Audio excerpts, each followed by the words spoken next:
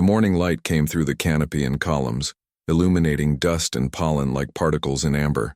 I'd been filming a documentary about old-growth ecosystems for 3 weeks, capturing the slow decay of nurse logs and the patient architecture of mycorrhizal networks. Nothing dramatic. Nothing that would change anything. My name is David Marsh. I'm a wildlife cinematographer. 20 years freelance, credits on nature documentaries you've probably seen but wouldn't remember my name from. I work alone mostly. Cameras don't need conversation and the forest provides better dialogue than most people. September 4th. I'd set up a remote camera trap near a stream crossing, motion-activated, infrared-capable.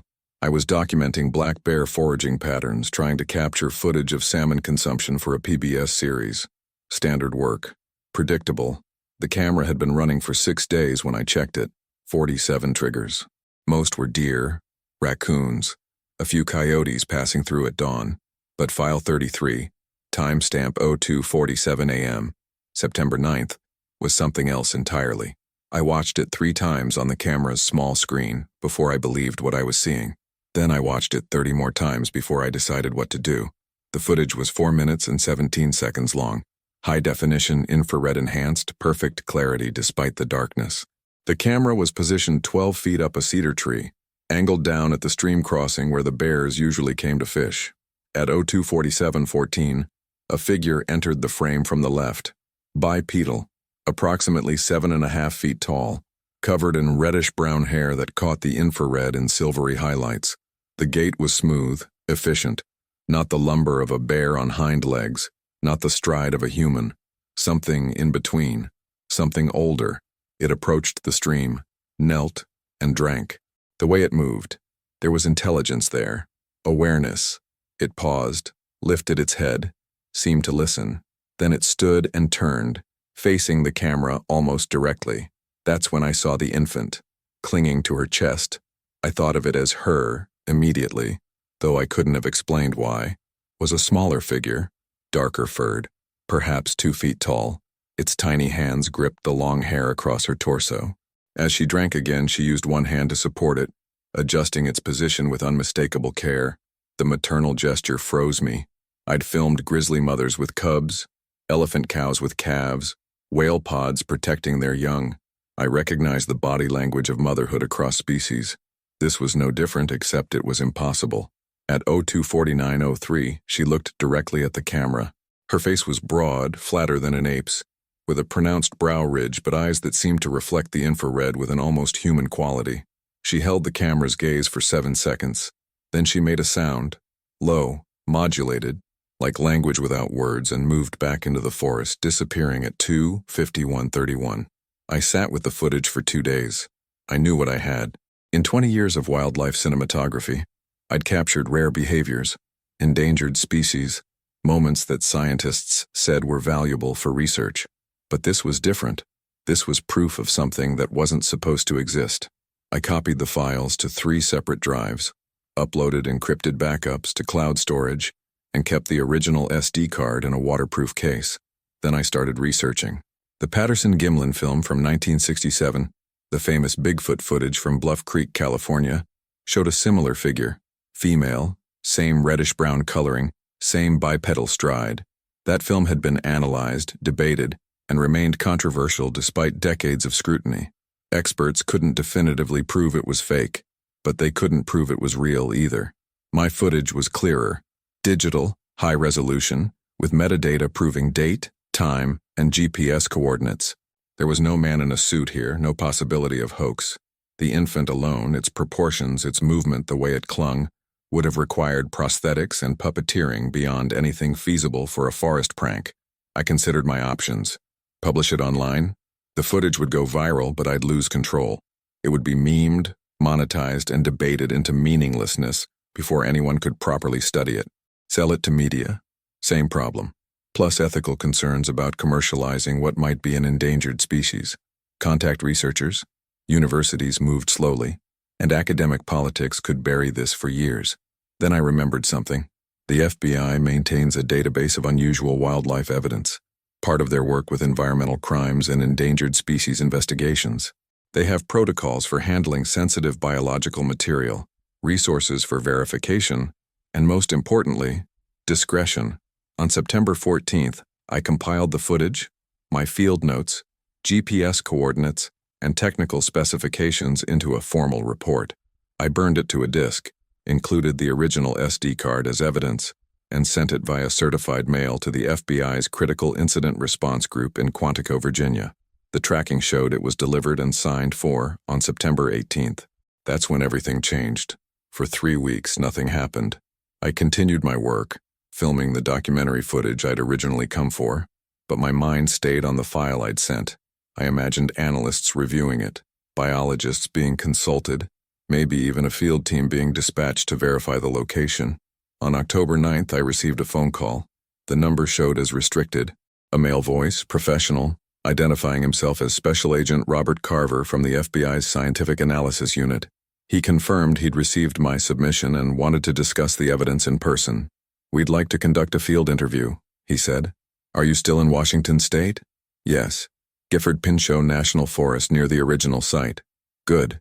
Can you meet us at the Randall Ranger Station tomorrow at 1400 hours? "Us?" "Myself and a colleague from Fish and Wildlife. This crosses jurisdictional lines." I agreed. Part of me felt vindicated. They were taking it seriously. Another part felt uneasy at the formality, the careful language, the way he'd said evidence instead of footage. The next day, I drove to Randall.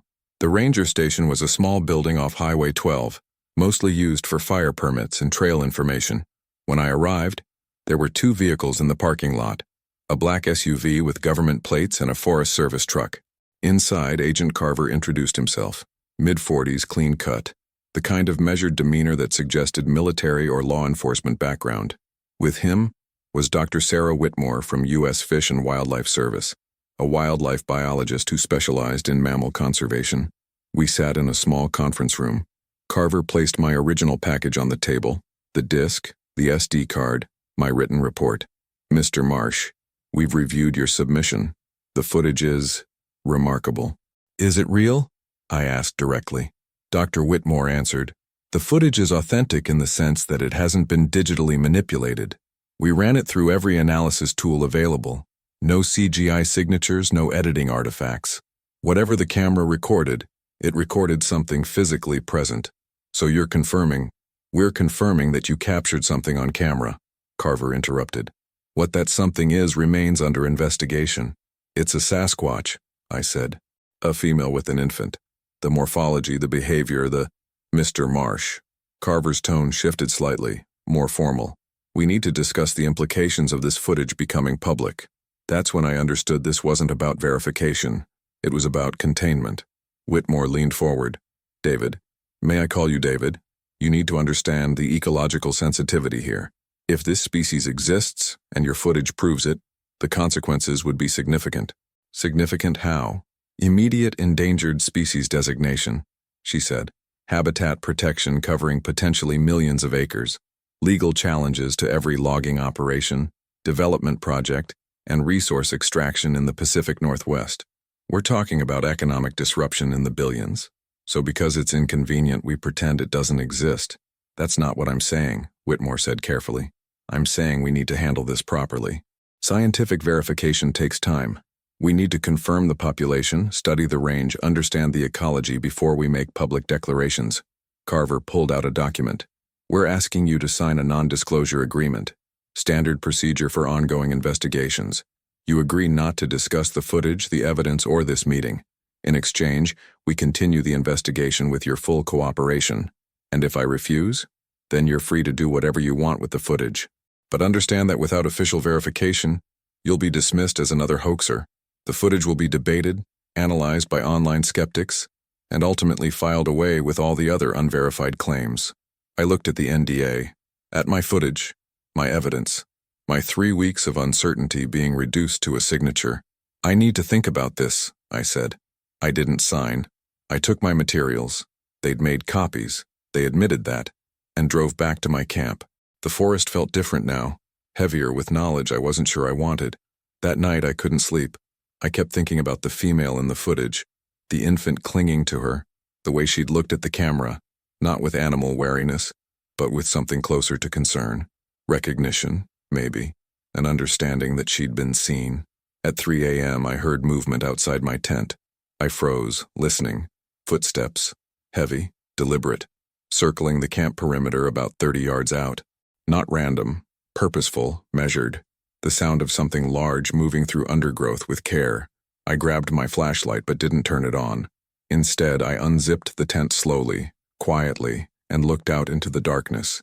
The forest was black beyond black, the kind of darkness that only exists miles from artificial light.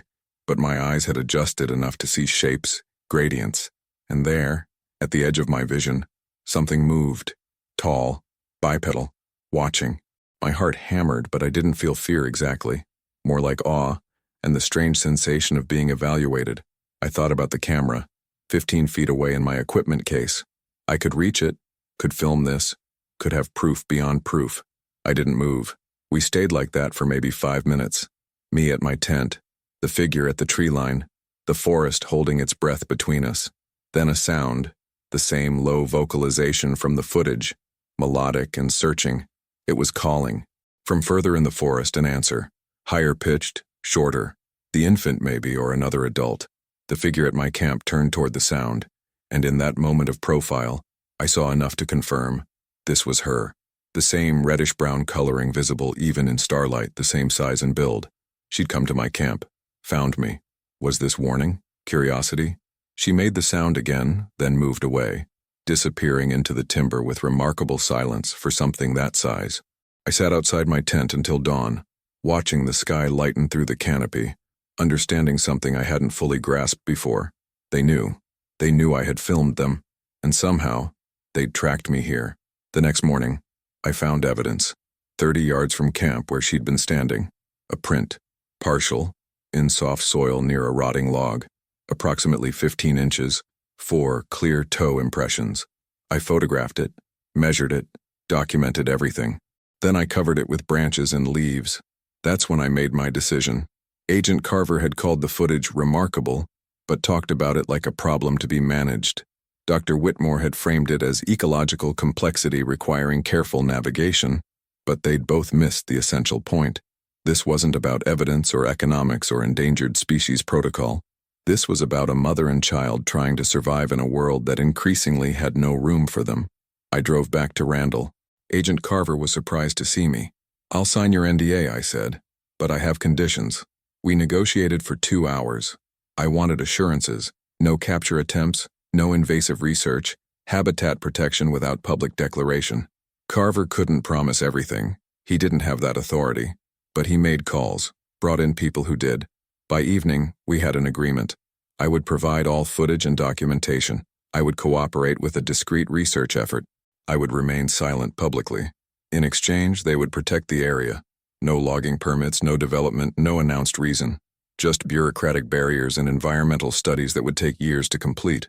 The footage would be classified as part of an ongoing investigation. File number assigned, evidence logged, then effectively buried. 3 days later, I tried to search for the case online. Nothing. No record. No reference number. Not in public databases, not in FOIA request results, not anywhere. It was as if I'd never sent it at all.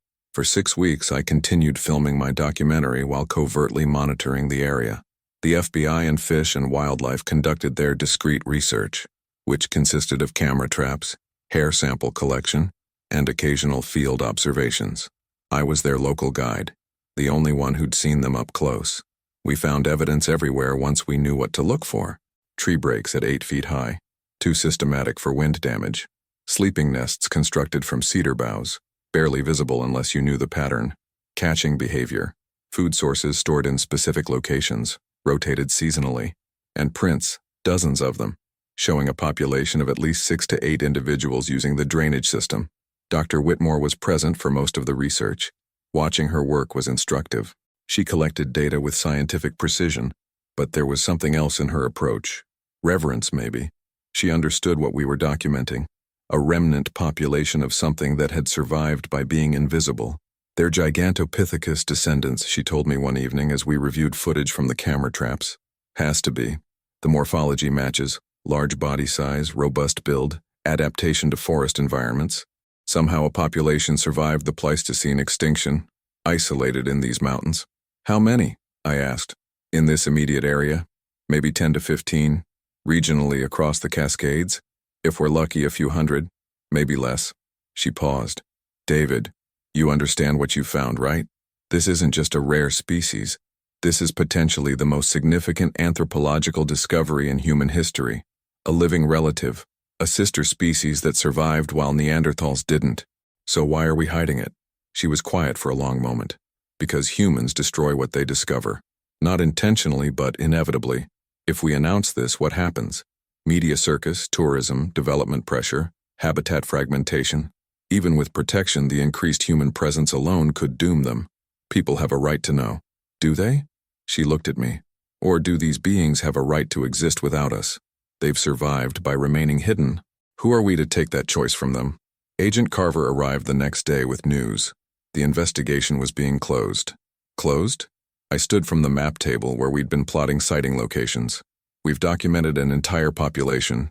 We have genetic samples, behavior patterns, habitat range, which is exactly why it's being closed, Carver said. The evidence is being classified under the Endangered Species Act, Section 10, Subsection J, Experimental Population Designation. The area is being quietly redesignated as critical habitat for northern spotted owl. No one will question it. We've used that justification for years. What about the footage? The research? Archived. Classified. Available only to cleared personnel on a need-to-know basis. He met my eyes. David, we got what we needed. Confirmation of existence, population estimate, habitat requirements.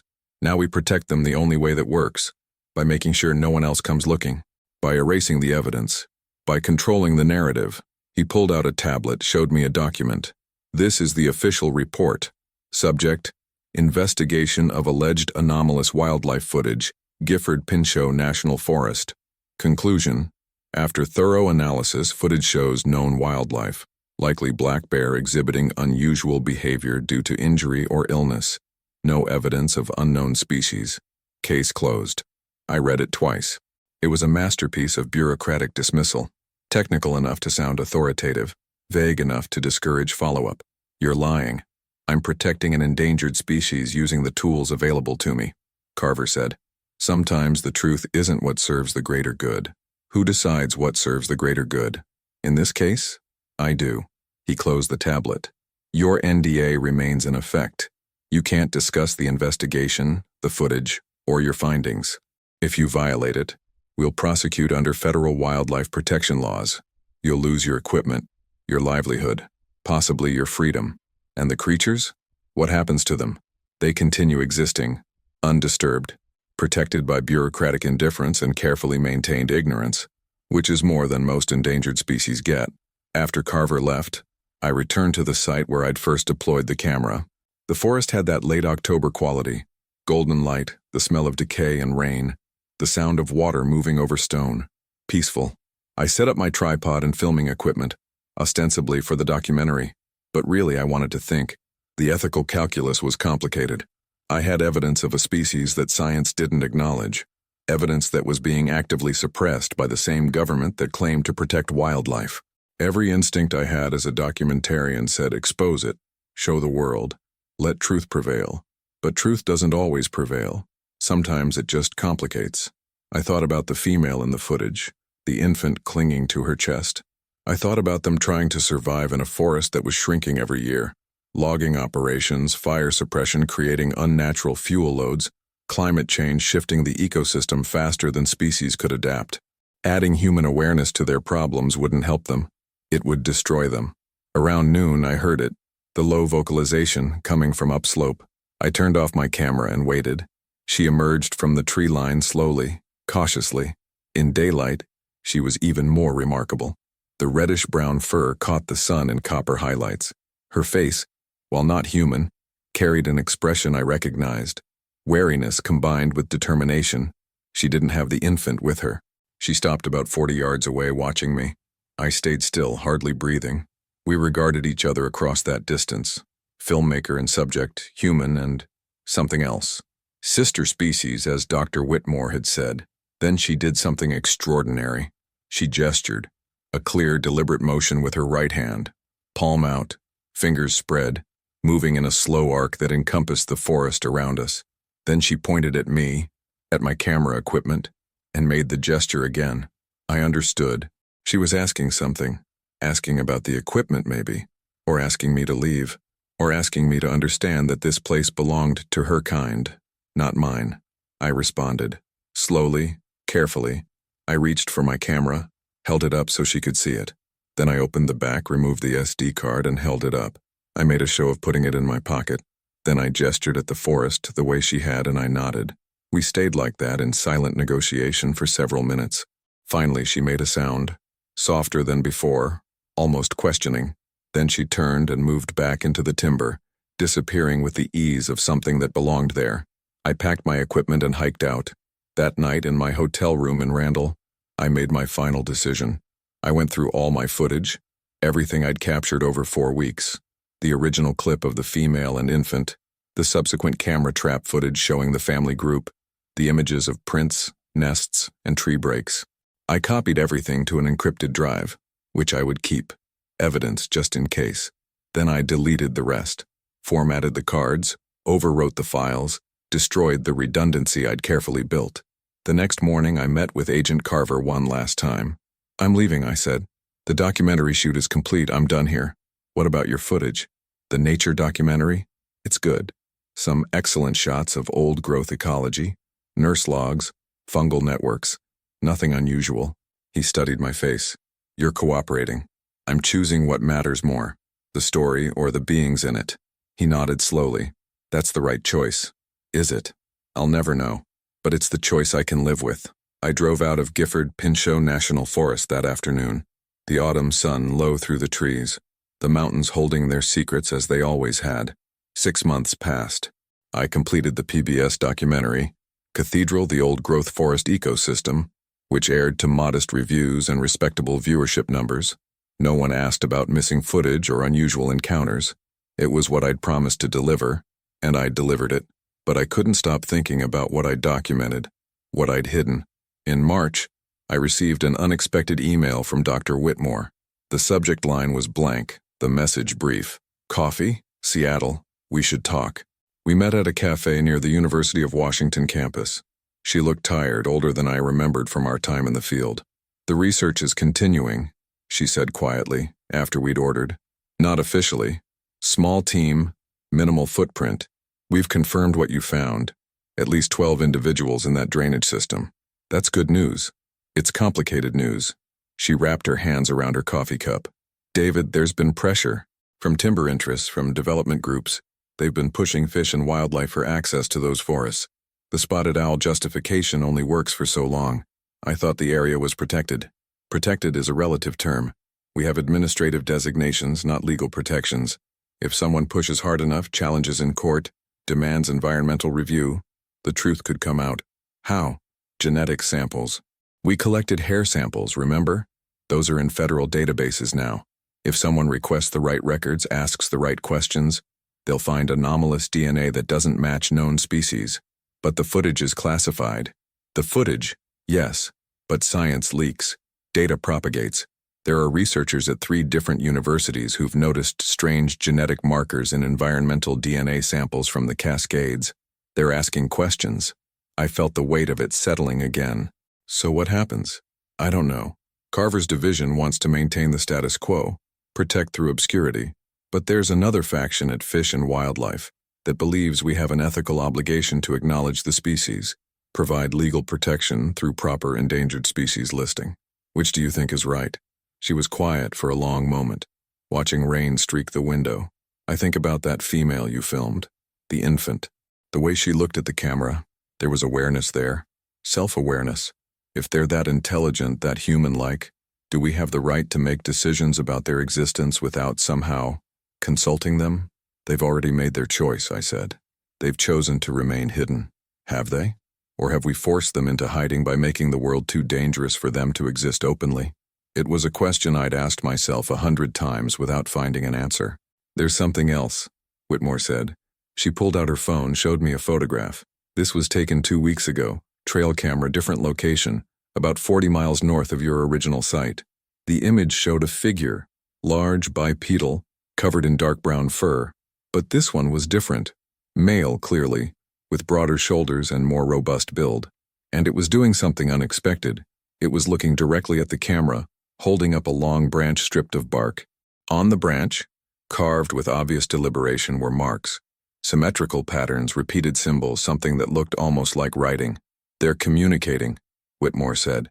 "They know we're watching, and they're trying to communicate back." I stared at the image. What do the marks mean? We don't know. Linguistic analysis is ongoing, but David, this changes everything. If they're attempting symbolic communication, they're not just intelligent, they're sentient. And we're effectively keeping a sentient species imprisoned in secrecy. What are you going to do? I don't know, but I needed you to see this, because you're the one who started this. Your footage, your evidence. Whatever happens next, you should be part of the decision. 3 days after meeting with Whitmore, I drove back to Gifford Pinchot. Not to the original site I'd promised to stay away, but to a public overlook on Forest Road 25, where you could see the entire drainage system spread below. The forest stretched for miles, green and gray under spring rain. Somewhere in that expanse, a family group was living, hiding, surviving, trying to communicate with beings they probably didn't fully understand. I thought about the carved branch, the symbols that might be language. I thought about the female looking at my camera, the gesture she'd made. I thought about all the choices I'd made. To film, to report, to comply, to delete. Had any of them been right? My phone rang. Agent Carver. "Mr. Marsh, we have a situation. I need you to come to the Randall station immediately." "What kind of situation?" "The kind we discussed. Someone's asking questions. A journalist from Seattle, FOIA, requests about wildlife investigations in the Gifford Pinchot area. She's somehow connected your name to a closed case file." My stomach dropped. "How?" "Certified mail tracking. She's persistent, and she's asking specifically about unusual primate evidence." I drove to Randall. Carver was there with 2 people I didn't recognize. Federal attorneys, he explained. They outlined the situation with clinical precision. A journalist named Rebecca Chen had filed multiple FOIA requests, tracking investigation patterns, connecting dots that shouldn't have been connectable. "She doesn't have the footage," Carver said, "but she has enough to build a story. Unknown primate evidence, FBI investigation, sudden classification. She's planning to publish next week. Can you stop her? Not legally. Freedom of press. But we can manage the narrative. Issue a statement debunking the claims, categorize it as conspiracy theory, bury her story in bureaucratic denial, which makes her look right. Eventually, but by then, the news cycle will have moved on. No one will care about one journalist's claims without physical evidence." I looked at the 3 of them, the agent, the attorneys, the machinery of institutional control grinding forward. And I thought about the carved branch, the symbols, the attempt at communication from a species we'd decided didn't deserve acknowledgement. "No," I said. Carver frowned. "No what?" "No more lies. No more cover-ups. If she's going to publish, let her publish the truth." "David, think about what you're saying. Your NDA. I don't care about the NDA. You want to prosecute me? Fine. Do it in open court. Let's talk about endangered species protection and government suppression of evidence in front of a judge and jury. Let's see how that plays." The attorneys exchanged glances. Carver's jaw tightened. "You'd ruin the protection we've built. You've built obscurity, not protection. There's a difference. Those beings are trying to communicate with us. They're carving symbols, attempting contact, and we're responding by hiding them more completely. Because exposure will destroy them. Maybe. Or maybe we're destroying them by denying their existence, by making it impossible for them to be acknowledged, studied, properly protected. Maybe the only thing more dangerous than people knowing is people not knowing." I stood. "I'm going to talk to Rebecca Chen. I'm going to tell her everything, and then I'm going to deal with whatever consequences come." Carver didn't stop me as I walked out. Maybe he knew he couldn't. Maybe he knew, on some level, that I was right. Or maybe he just wanted to be able to say he'd tried. I drove to Seattle that afternoon, the forest falling away behind me, carrying a secret that had already been too heavy for too long. Rebecca Chen met me at a coffee shop in Capitol Hill. She was younger than I expected, early 30s, intense eyes, the kind of focused energy that made good investigative journalists. I told her everything: the footage, the investigation, the classification, the genetic evidence, the carved symbols, all of it. She recorded every word, took notes, asked precise questions. When I finished, she sat back and said, "You understand this will ruin you?" "Probably." The FBI will prosecute. You'll lose your career, maybe face prison time. And even then, without the actual footage, it's just your word against federal denial. I know. So why tell me? I thought about the female in the footage, the way she'd looked at the camera, the way she'd gestured at the forest, asking something I'd chosen to interpret as a request for privacy. But maybe I'd been wrong. Maybe she'd been asking for acknowledgement, for recognition, for the right to exist openly in a world that was increasingly leaving no space for mystery. Because they're trying to communicate, I said, and someone needs to listen. Rebecca's story published 3 days later. Federal cover-up. Evidence of unknown primate species hidden by FBI ran in the Seattle Times with full documentation. My testimony. FOIA request results showing classification patterns. Expert analysis suggesting institutional suppression. The response was predictable. Federal denial. Skeptical scientists calling it conspiracy theory. Online debates between believers and skeptics. Cable news segments with terrible graphics and worse analysis. But something else happened too. People started looking. Wildlife biologists began reviewing their own data, finding anomalies they'd dismissed. Trail camera footage from across the Pacific Northwest showing unclear figures that possibly weren't bears or shadows. Genetic samples with markers that didn't quite match anything in the database. The evidence was there. It had always been there. We'd just been trained not to see it. 6 weeks after the story broke, Agent Carver called me. "You've created a mess." "I've created awareness." "Same thing," he sighed. "Fish and Wildlife is being forced to conduct an official review. They're sending teams into the Cascades. Full survey, genetic analysis, habitat assessment. And the family group? The ones I filmed? We've increased protective measures around that drainage, but David, once this becomes official, once they're listed as endangered, everything changes. Media, tourism, development battles. The quiet protection we had is gone. Maybe they don't need quiet protection anymore. Maybe they need real protection." I waited for his response. Finally, "I hope you're right. The review is ongoing. Dr. Whitmore is leading the field research, conducting it with the care and respect the species deserves. Preliminary findings suggest a population between 300 and 500 individuals across the Cascade Range. Viable, but vulnerable. The formal designation is expected next year. Gigantopithecus cascadensis, they're calling it. The Cascade Giant. Official recognition of a species that survived extinction by refusing to be seen. As for me, the FBI declined to prosecute. Too much public attention. Too many questions about why they'd classified evidence in the first place. My career survived, though changed. I don't do nature documentaries anymore. I work with the research team, documenting the beings properly, respectfully, with their implicit cooperation, because they're still communicating. More carved symbols, more deliberate camera interactions. They're teaching us slowly that intelligence comes in forms we didn't anticipate, that sentience doesn't require technology or civilization, or any of the markers we thought defined consciousness. I think about that first footage often, the female and infant at the stream crossing, the moment that changed everything. My footage is still classified, technically, still buried in federal archives, officially denied, but the truth doesn't care about archives. It finds its way out eventually, patient as the forest, inevitable as light through the canopy.